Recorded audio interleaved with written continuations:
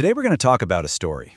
It's a story about one single mathematical idea that totally rewrote the rules of global finance. It unleashed decades of incredible innovation, but also a whole lot of peril. I mean, just think about that. What if one single elegant equation could actually put a price on uncertainty itself? What if it could let us buy and sell risk just like any other thing? Well, that's not some sci-fi concept. It's exactly what happened. Okay, so before we dive deep, let's just make sure we're all on the same page. A financial derivative, it's really just a contract. That's it. Its value comes from something else, like a stock or oil or even an interest rate. It's basically a tool that lets you do one of two things. Either protect yourself from price swings or make a big bet on them. Now, for the longest time trying to price these things, especially options it was basically guesswork, more of an art than a science. And then everything changed. Enter the hero of our story, the Black-Scholes model. This idea right here, it's the key to everything. The absolute foundation of all modern finance is this simple concept. There is no such thing as a free lunch.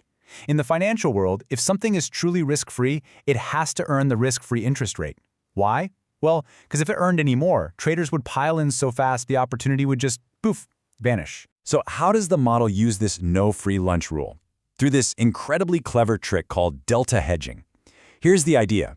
You build a little portfolio. On one side, you've got an option. On the other, you've got the stock it's based on.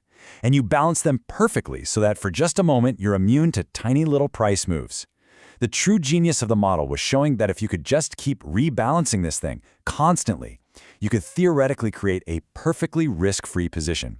And if it's risk-free, well, we know exactly what it has to be worth. And this is where the story gets really wild. The math at the heart of the model, it turned out to be the exact same math that physicists use for the heat equation. The one that describes how heat spreads through metal. It was a shocking discovery, and it brought this flood of physicists and mathematicians, the world's first quants, to Wall Street, changing the industry forever. But like any good hero in any good story, this one had a fatal flaw. And the model's perfect, elegant, mathematical world was about to have a head-on collision with the chaos of the real market. So here's the big problem. The entire Black-Scholes model was built on one huge assumption, that volatility, how much a stock's price jumps around, is constant and predictable. But come on, anyone who's ever watched the market for 5 minutes knows that's just not true. In the real world, volatility is messy, it's wild, it's totally unpredictable. And the proof of this flaw? It showed up right there in the market data. See, if the model was right, a chart of option prices should have been a flat line. But instead, traders saw this curve. They nicknamed it the volatility smile. And what was that smile telling them? It was basically the market screaming that it was terrified of huge, massive crashes, a fear the model's clean math completely ignored. And then came the ultimate test, the Black Monday crash of 1987. This was a catastrophic event that, according to the model's assumptions, was basically impossible. After that day, the volatility smile wasn't some quirky little theory anymore, it was an undeniable fact. The model was officially blind to the market's deepest fears. But the story doesn't end there with the failure. The flaws in Black-Scholes didn't actually kill the idea. In fact, they did the opposite. They kicked off a massive wave of innovation, creating a whole new generation of models. So what we have today is more like a specialized toolkit. You don't use a hammer for every single job. The original Black-Scholes model? It's still used for simple stuff because it's super fast. But for American options, which are more flexible, you need a different tool, like the binomial model. And for the really weird, exotic stuff, that's when the quants bring out the big guns, Monte Carlo simulations, which can model almost anything if you have enough computer power. And this innovation just kept spreading. It went way beyond options. Futures contracts got their own models, complex interest rate products needed totally new frameworks. That one original formula didn't just solve a problem, it basically gave birth to the entire field we now call quantitative finance. But all this new power, all this complexity, it came with a very dark side.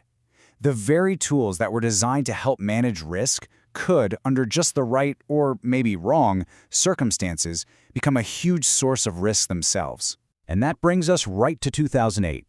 Wall Street was using these advanced models to price these incredibly complex things called CDOs, big, messy bundles of mortgage debt. But hidden inside the math was another one of those fatal assumptions. The models figured that, the housing market in Phoenix and the housing market in Miami would never crash at the same time. Well, they were wrong. And that one mistake, that underestimation of correlation, led directly to a global meltdown. This really exposed the huge danger of what we now call model risk, and it's a really scary idea.